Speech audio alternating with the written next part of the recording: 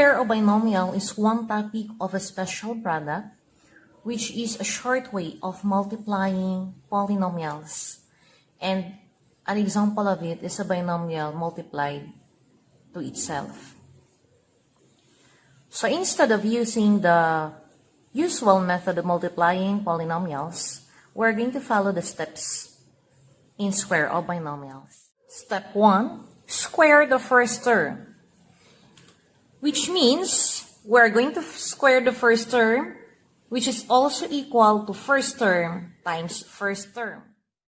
Number 2, twice the first and the second terms. In symbol, twice means 2 times the first term and the second term. So we will just simply multiply 2 times first term times second term. That's the second step. Step 3, as simple as square the second term, which means once we square the second term, that is also equal to second term times the second term.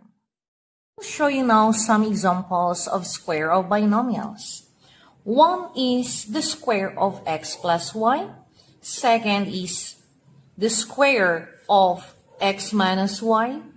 Third is the square of x plus 2. Fourth is the square of 2x minus 3. So example number 1, we have the square of x plus y. So let's do it. Following the first step, square the first term, and our first term is x. So it will become x squared. Second step, twice the first and the second terms. So, since this is plus, it will become plus 2 times the first term and the second term. And third step, which is square the second term. And our second term now is plus y squared. Then as we can see, we are going to combine this one. So we can have our final answer, x squared plus 2 times x and y plus y squared. And this is now our final answer. For example, number 2. Commonly, this is the pattern used in introducing this topic. So we have x minus y quantity squared. Again, let's follow square the first term. So that is x squared. And since this is minus, our first operation will become minus.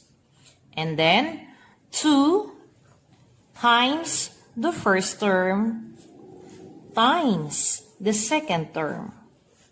And lastly, our second operation will always be plus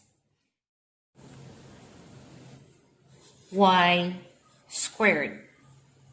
And then, let's get now the answer or the final answer. So copy the first, x squared minus 2 times x times y will become 2xy plus y squared. And this one will serve also as our pattern on our next examples.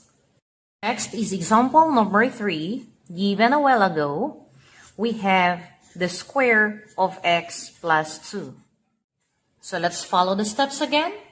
Square the first term, so that is x squared. And since this is plus, we just simply add and twice or 2 times the first term times the second term. And our second term is 2 plus will always be plus. Square the second term. So it will become 2 squared. Then, let's get now the final answer. So, x squared plus 2 times x times 2 will become 4x plus 2 squared is equal to 4 because you are going to multiply this one to itself, which is 2 times 2, and that is 4. And we have now the product of our given, which is the square of x plus 2. For our number 4 examples, we must be careful in writing our answers. So the given in number 4 is 2x minus 3 squared. So let's just simply follow the steps again. Our first term is 2x. So therefore, we are going to square it.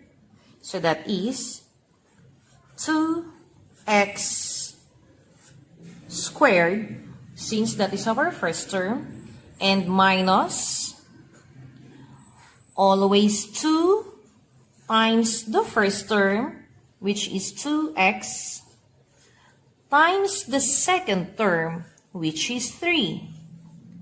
Always plus square the second term. So it will become 3 squared. And then, let's get the answer now. So 2x squared is equal to 2x times 2x. So that is equal to 4x squared. Copy minus 2 times 2 times 3. So 2 times 2 is 4 times 3, and that is 12x plus. How about 3 squared? Is this equal to 6 or 9? So this is simply 3 times 3. So we are going to multiply 3 to itself 2 times, since the exponent is 2. And 3 times 3, that is equal to 9. And here is now the product of our given number 4. For our example number 5, we have a given of 3x plus 5y squared. So following the first step, square the first term. So it will become, since there is a numerical coefficient, we need to use a parentheses. So 3x squared plus, so it will become plus, the twice, which means 2 times, the first term, 3x, times the second term, which is 5y. And the third step is square the second term. So our second term is 5y squared. And then, let's get now the final answer, or the next step. 3x quantity squared means that is equal to 3x times 3x. And then, we can multiply 2 times 3, that is 6. 6 times 5, and that is 30. Copy the variables, x, y. Plus 5y squared. Since this is 2, it means that you're going to multiply 5y to itself. So that is 5y times 5y. And then, let's get now the product. 3x times 3x. 3 times 3, so that is 9. Copy the variable x. What is our exponent here since we do not see any number? It means that there is invisible 1. So let's add now the exponent. 1 plus 1. So it will become here 2. Plus, copy 30 x, y, plus 5 times 5. So that is 25. Copy the common variable. And then let's add the exponent. 1 invisible 1 plus an invisible 1, we have now a sum of 2. And this is now the answer of our example number 5.